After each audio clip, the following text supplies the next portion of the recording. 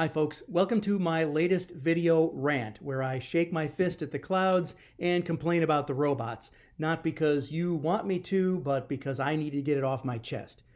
Now, we all love a great story, and in fact, the human mind needs great stories.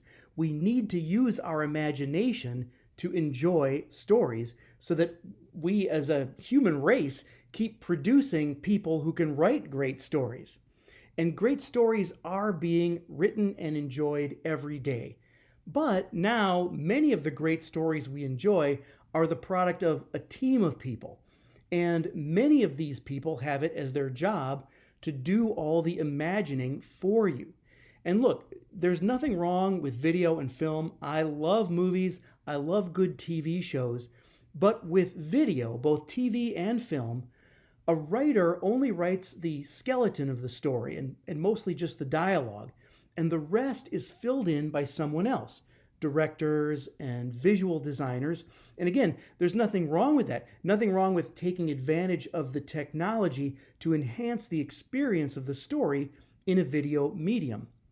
But if you never read a book, then you are always letting other people do all the imagination for you. You never have to do the imaginative work yourself. And so what you lose in that process is the same thing you would lose if you let a machine exercise for you. Riding in a car is great to get where you're going fast, but if you never walk, you won't get any exercise, and your body needs exercise. Well, your mind needs exercise too. It needs exercise to stay productive and not become soft through lack of use. And the way you exercise your mind is through the imagination. And if all your entertainment leaves nothing to the imagination, then you are never exercising your mind. So how do you exercise your mind? By reading books. And it's not just using your imagination either. There's also something about visualizing the words on a page that helps the brain develop and exercise language and logic. And I'm afraid that we are at risk of losing language itself. Or maybe, as some people have already said, we're in danger of going into a new dark age when most people are functionally illiterate and only communicate through symbols like hieroglyphics. I'm thinking emojis. The rapid evolution of language is actually exacerbating the decline in reading. And the English language is becoming something oversimplified. And we're losing the way words have a range of meaning. We're losing the nuance of words. We're losing the way that words can mean several things. And you should see the remake of the movie Fahrenheit 451, where they really do a good job of sort of weaving social media and the use of symbols and emojis into the story of a world where reading is outlawed. See, people don't read books anymore because they don't know what the words mean. And we already need to translate Shakespeare if most people are ever going to read it. And this is a vicious cycle. We are losing the language, and then people stop reading. And because people stop reading, we lose more of the language.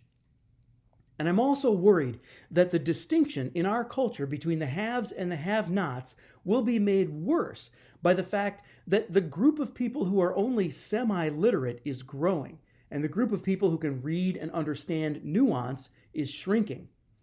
People who only read on the internet, or who only read fiction, or who only read graphic novels, or who only read for entertainment, or who only read documents of limited length, those people are losing the ability to read for depth and for substance and for learning.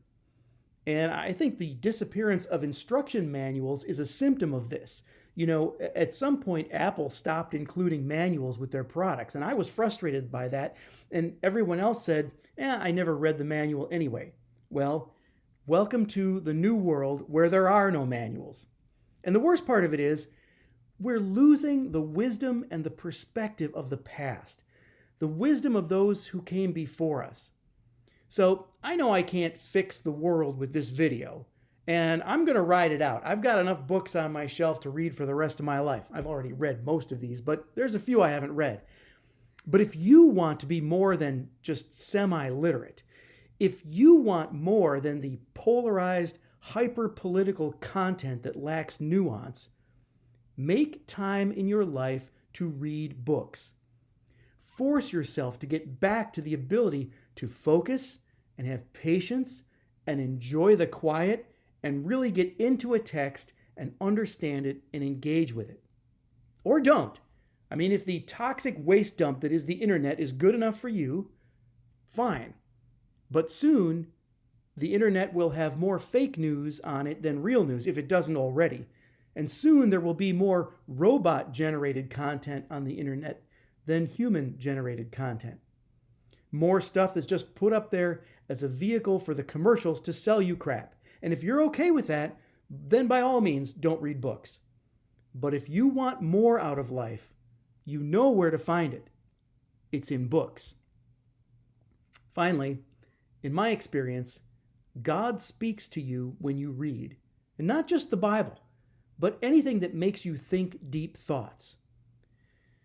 You're not exercising your mind if you only get your stories on screens.